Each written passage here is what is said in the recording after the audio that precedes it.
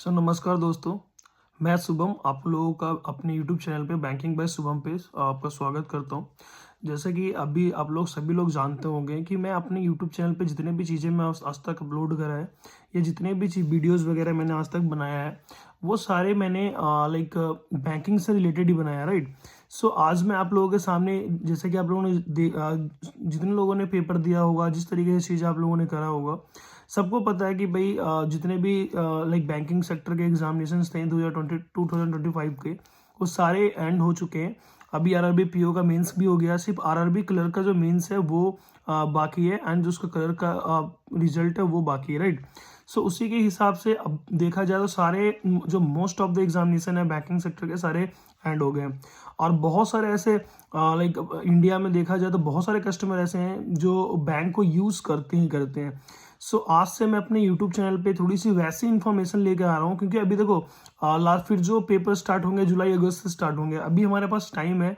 तो मैं ये सोच रहा हूँ कि भाई अपने यूट्यूब चैनल पे चीज़ों को गैप ना करते हुए जितने भी बैंकिंग सेक्टर के इंपॉर्टेंट चीज़ें हैं जो कस्टमर को के लिए, और साथ ही साथ जो बैंक के लोग हैं, जो बैंक में जितने भी एम्प्लॉयज़ काम कर रहे हैं या फिर जितने भी स्टूडेंट हैं जो बैंकिंग सेक्टर के लिए तैयारी कर रहे हैं नेक्स्ट ईयर आने वाले ईयर्स के लिए, उनके लिए ये फ्रूटफुल साबित होने वाला है, राइट। सो बस ये चीज़ें थोड़ी सी इन्फॉर्मेशन था कि मैं आज के बाद जितने भी चीज़ें मैं लेके आऊँगा यूट्यूब पे, जो टाइम गैप है जो मैं लेके आता था वो तो मैं लेके आऊँगा ही, बट उसके साथ एडिशनली कुछ चीज़ें नई चीज़ें जोड़ना चाहता हूँ, जिसका मैं एक प्लेलिस्ट बना दूंगा जो कि इम्पॉर्टेंट नॉलेज है, जो कि हर किसी को लमसम आना ही चाहिए बैंकिंग सेक्टर से रिलेटेड या फिर जितने भी कस्टमर्स उनसे, राइट। सो वीडियो को स्टार्ट करते हैं।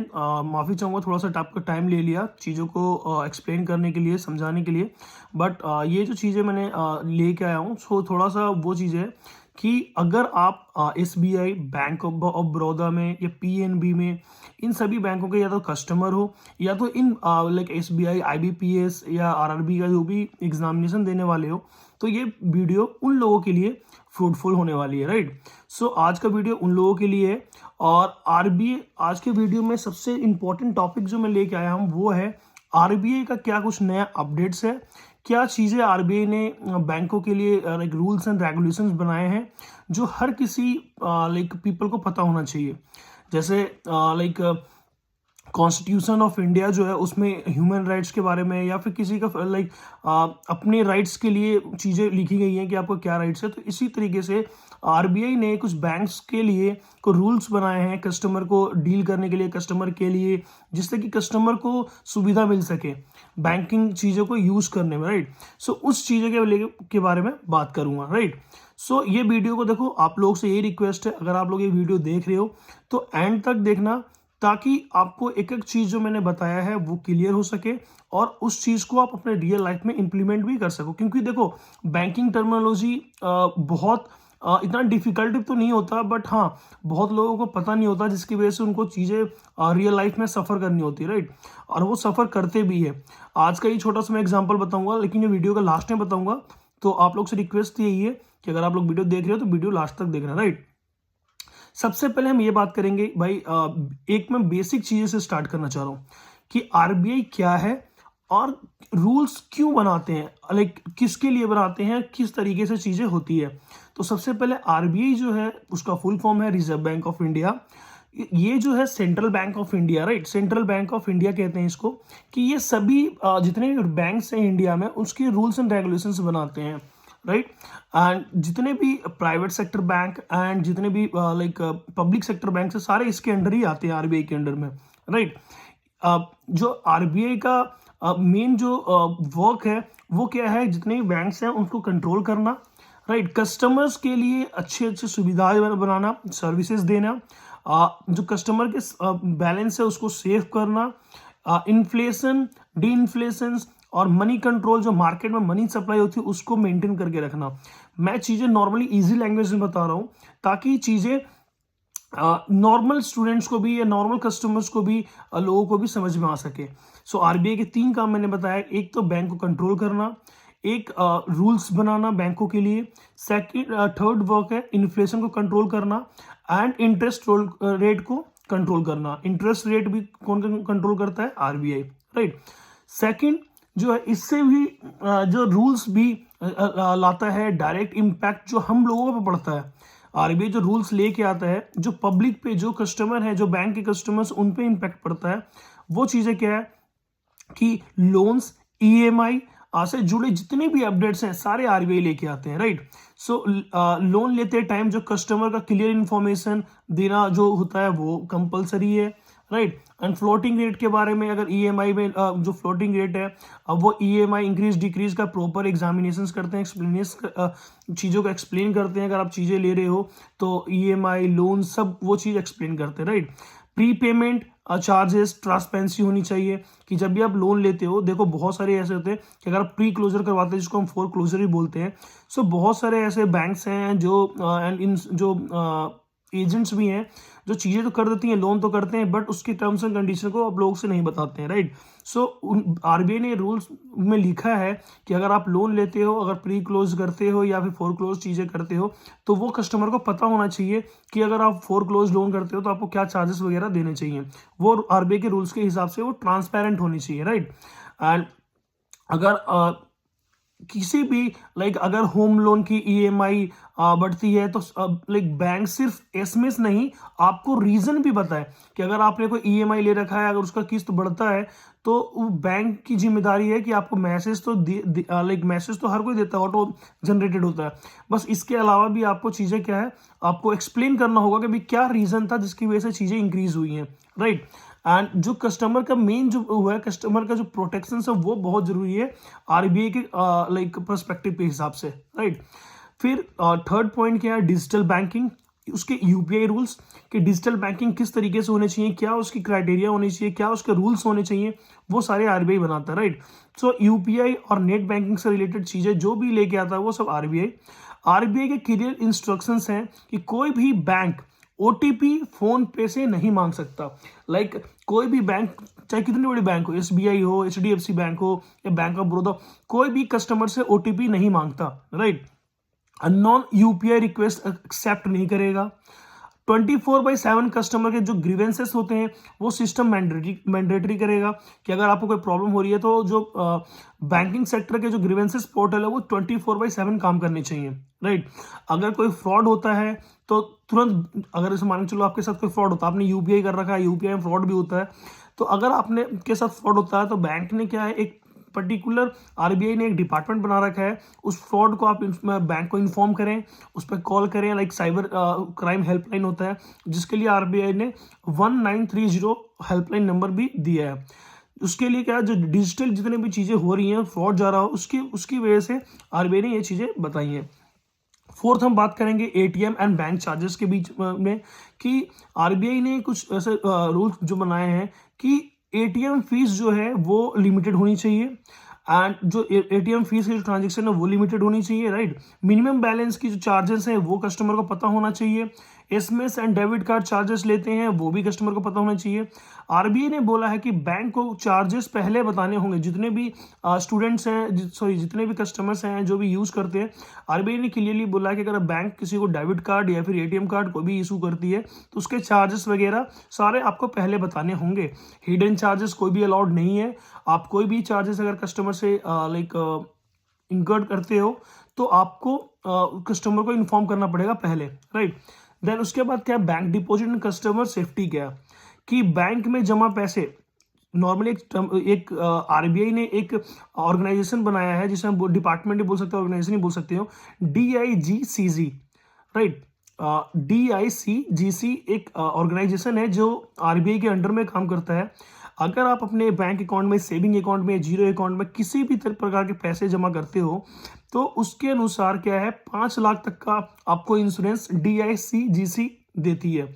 इनकेस अगर आपके अकाउंट में 2 लाख रुपए है और कल को बैंक बंद हो जाता है तो जो ये ऑर्गेनाइजेशन है DICGC, ये आपको इंश्योर करती है कि अगर बैंक बंद होता है तो मैं 5 लाख तक का लोन, 5 लाख तक का जो अमाउंट होगा मैं आप लोगों को दूंगा। इनकेस किसी को के अकाउंट में 5 लाख से ज़्यादा है तो वो मैक्सिमम अमाउंट जो इंश्योर करती है वो 5 लाख तक ही करती है, तो राइट, तो ये चीज़ आपको पता होनी चाहिए, ताकि जब भी आप अकाउंट में पैसा रखें तो उस तरीके से रखें ताकि आप वो इंश्योर्ड हो पाए कि अब कोई बैंक अगर दिवालिया होता भी है तो आपका नुकसान ना हो, राइट। फिर लाइक सिक्स्थ पॉइंट है कि बैंक लाइक एग्जाम्स के लिए जो इंपॉर्टेंट चीज़ें हैं, कि जो बैंकिंग सेक्टर्स के लिए जो बेसिक जिसे हम बोलते हैं बैंकिंग अवेयरनेस, उसके लिए जो फंडामेंटल्स चीज़ें हैं वो क्या है, आरबीआई क्या है, सेंट्रल बैंक है, रेपो रेट क्या होता है, जिस दर से बैंक इस लाइक आरबीआई से लोन लेती है उसको हम रेपो रेट बोलते हैं। सीआरआर क्या होता है, cash reserve ratio. Cash reserve ratio RBI के द्वारा एक परसेंटेज दिया जाता है बैंक को अपने बैंक में कैश को मेंटेन रखने के लिए, कैश रिजर्व रेशियो। फिर एसएलआर क्या होता है कि भाई स्टेटरी लिक्विडिटी रेशियो होता है, ये 18% दिया जाता है। इसमें क्या है कि आपको अपने उसके लिक्विडिटी के लिए जो एनडीटीएल का कुछ परसेंटेज आपको रखना होता है। वो जो परसेंटेज है वो जो चूज करता है वो आरबीआई करता है। मॉनेटरी पॉलिसी क्या होती है कि मॉनेटरी पॉलिसी के बहुत सारे टूल्स हैं, मैं उसके बारे में भी अपने एक यूट्यूब चैनल पर एक वीडियो बना दूंगा। उसके हर 2 महीने में एक मीटिंग होती है, मॉनेटरी पॉलिसी की मीटिंग जो होती है एमपीसी मीटिंग बोलते हैं, मॉनेटरी पॉलिसी कमेटी की मीटिंग होती है, जिसमें 6 मेंबर्स होते हैं, राइट। आरबीआई का जो गवर्नर होता है वो उसका चीफ लाइक चेयरमैन होता है। बाकी के जो डिप्टी गवर्नर, फाइनेंशियल सेक्रेटरीट, इन सब की मीटिंग होती है। उसमें 6 पर्सन होते हैं मॉनेटरी पॉलिसी मीटिंग में, जिसमें ये डिसाइड किया जाता है कि आपका रेपो रेट क्या रहेगा, आपका बैंक रेट क्या रहेगा, आपका सीआरआर क्या रहेगा, एसएलआर क्या रहेगा, एमएसएफ क्या रहेगा। ये सारे जो डिसाइड होते हैं वो एमपीसी मीटिंग में ही डिसाइड होते हैं, राइट।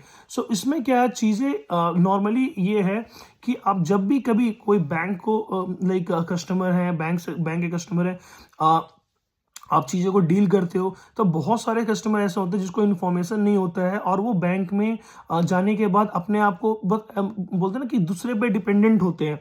जो उनके हक की चीज़ है वो भी उन्हें नहीं मिलती है, और इवन जो बैंक में एम्प्लॉइज काम करते हैं वो भी क्लियरली चीज़ें उनको बताते नहीं है, just because of they are not eligible to understand the banking terminology, right. So ये चीज़ें क्या है, थोड़ी सी चीज़ें आपको पता होना चाहिए कि बैंक में आप किस तरीके से चीज़ें कर सकते हो, क्या आपके लिए इंपॉर्टेंट है, क्या जो जरूरी होना भी चाहिए आपके लिए, और क्या आपके लाइक आरबीआई ने क्या रूल्स बनाए हैं जो आपके लिए फ्रूटफुल है, ठीक है। सो मैं जो भी चीज़ें बताया हूँ सारे इंपॉर्टेंट चीज़ है कि अब बैंक आपसे कोई भी चीज़ें छुपा नहीं सकती है। जब भी आप अगर अपने अकाउंट बैंक में अकाउंट खुलवाते हो तो आप इन चीज़ों के बारे में कंफर्म कर सकते हो बैंक से भी। इवन मैं आप लोगों से एक चीज़ और बोलना चाहता था, जिसमें मैंने एग्जांपल की बात बताई थी। सो आज रिसेंट ही जब मैं अपने लाइक ब्रांच के काम से मैं कहीं और गया था, किसी दूसरे बैंक में कैश जमा करने। सो वहाँ पर एक सीन हुआ कि एक कस्टमर के अकाउंट में पैसे थे, अप्रॉक्स 3 या 4 लाख रुपए थे, उसको 3 लाख की रिक्वायरमेंट थी। तो उसने बैंक को कहा कि मुझे 3 लाख, मैं चेक से पेमेंट चाहिए, मुझे कैश में 3 लाख रुपए चाहिए। उसके अकाउंट में पैसा होने के बाद भी जो बैंक का एम्प्लॉइज था उन्होंने ये बोला कि भाई हमारे पास कैश अभी अवेलेबल है नहीं, सो आज नहीं मिल पाएगा, राइट। सो वो कस्टमर, भाई किसी को रिक्वायरमेंट है और उसके पैसे उसके अकाउंट में उसको मिल नहीं रहा, तो ये चीज़ तो सही नहीं है ना। सो इसकी वजह से, इसके लिए क्या है, आरबीआई ने एक नियम निकाला, सीआरआर जिसे बोलते हैं कैश रिजर्व रेशियो। ये होता ही इसलिए है कि भाई आपके जितने भी डेली के ट्रांजेक्शन है, जिसे बैंकिंग टर्मिनोलॉजी में एनडीटीएल बोलते हैं, नेट डिमांड टाइम लायबिलिटीज, ठीक है, कि उसमें क्या होता है, उसका कुछ परसेंटेज आपको अपने बैंक में कैश के तौर पर रखना पड़ेगा। जब आपके पास कस्टमर है तो it's your responsibility to fulfil their demands. They have the money, they have the right to withdraw that money from their accounts. You can't stop, you can't deny to give them these kinds of money to the customer, right. So इसमें क्या है, फिर जब मुझसे पूछा गया, मैं वहाँ पर था, मुझसे नहीं रहा गया, तो मैंने बोला कि आप एक काम करो, आप इनसे बोलो कि ठीक है आपके पास कैश अवेलेबल नहीं है, तो आप एक काम कीजिए, आप मुझे अरेंज करवाइए क्योंकि इट्स अर्जेंट, मुझे चाहिए, मैं आपको 1 से 2 घंटा दे सकता हूँ, आप किसी दूसरे बैंक से आप कंसल्ट करके मुझे कैश दिलवाइए। तो ये बैंक की रिस्पॉन्सिबिलिटी होती है। तो उन्होंने वो चीज़ बोला उनसे कि आप मुझे अरेंज करवाइए कि ये चीज़ मुझे अर्जेंट है, मुझे चाहिए। तो बैंक वालों ने ये कहा कि आपको 3 बजे तक आपको वेट करना पड़ेगा, देन आपको कैश मिल जाएगा। तो ये होता है नॉलेज ना होना और एक नॉलेज होने के लिए। जब वो बिना नॉलेज के गए थे तो उनको डायरेक्ट मना कर दिया कि आप कल आइए, आपके पास अभी हमारे पास कैश नहीं है। देन उसके बाद जब उन्होंने बोला कि आपको अरेंज करवाना पड़ेगा, तब वो डिनाई भी नहीं किया, उन्होंने डायरेक्ट बोला आप 3 बजे तक वेट कीजिए, आपको कैश मिल जाएगा। सो ये डिफरेंट होता है, लाइक ये डिफरेंसेस होते हैं, लाइक नॉलेज होना। जब भी आपको किसी भी चीज़ की नॉलेज हो, कभी भी आप एक्सपीरियंस करना है चीज़ों को, मैंने तो एक्सपीरियंस बहुत बार किया है। इवन जब मैं कभी कभी हॉस्पिटल जाता हूँ या भी कभी किसी भी चीज़ में, बैंकिंग में स्टार्टिंग में जाता था, तो जिस चीज़ के बारे में मुझे बात करना है उस चीज़ के बारे में पहले ही स्टडी करता हूँ कि भाई थोड़ा सा बेसिक चीज़ें तो मुझे आनी चाहिए, जिसके ही बिहाफ पे मैं चीज़ों को लाइक किसी से बात कर सकता हूँ। अब भाई अगर मैं किसी बैंक मैनेजर से बात कर रहा हूँ या फिर किसी हायर अथॉरिटी से बात कर रहा हूँ, इलेक्ट्रिसिटी ऑफिस जा रहा हूँ या फिर किसी भी हॉस्पिटल में जा रहा हूँ, तो थोड़ा सा टर्मिनोलॉजी तो मुझे आना चाहिए ना, जिसके हिसाब से मैं कॉन्फिडेंट होकर बात कर सकूँ, समझ सकूँ। सामने वालों को भी लगना चाहिए कि हाँ भाई उसको भी, सामने वाले बंदे को थोड़ा नॉलेज है, तो वो चीज़ें सही से बताता है कोई भी। सो बस ये थोड़ी सी लाइक इंपॉर्टेंट वीडियो थी जो सबके लिए फ्रूटफुल है, ओवरऑल पब्लिक के लिए भी एंड स्टूडेंट्स के लिए भी। एंड सो इस तरीके की वीडियो में छोटे छोटे, आज तो मैं फर्स्ट वीडियो था इसलिए थोड़ा सा लेंथी लेके आया हूँ। नेक्स्ट टाइम जब भी मैं वीडियोज़ लेके आऊँगा छोटे सेशन में लेके आऊँगा और टॉपिक वाइज लेके आऊँगा। सो बस यही वीडियो को मैं यहीं वाइंड अप करता हूँ। बस आप लोगों से रिक्वेस्ट ये है कि आप लोगों को अगर वीडियो पसंद आती है तो चैनल को सब्सक्राइब करना, लाइक करना ना भूलें। अगर आप सब्सक्राइब भी करते हो तो बेल आइकन भी प्रेस कर देना, ताकि जो भी नेक्स्ट वीडियो मैं अपने अपलोड करूँ या फिर जो भी वीडियो मैं अपने चैनल पर डालूँ वो आप तक जरूर पहुँच सके, राइट। और अगर आप लोगों को मेरी मेहनत, ये जो मैंने चीज़ें बोली है, अगर उससे आप रिलेट कर सकते हो तो कमेंट सेक्शन में ज़रूर बताना कि मेरी वीडियो ख़राब है, अच्छी है, कैसी है, किस तरीके से होनी चाहिए थी। क्योंकि मैं न्यू हूँ तो मुझे थोड़ा सा आप लोगों को गाइड करना पड़ेगा। सो अगर आप लोगों को अच्छा लगता है तो भाई को सपोर्ट करें। सो मिलते हैं फिर नेक्स्ट वीडियो में, तब तक के लिए धन्यवाद।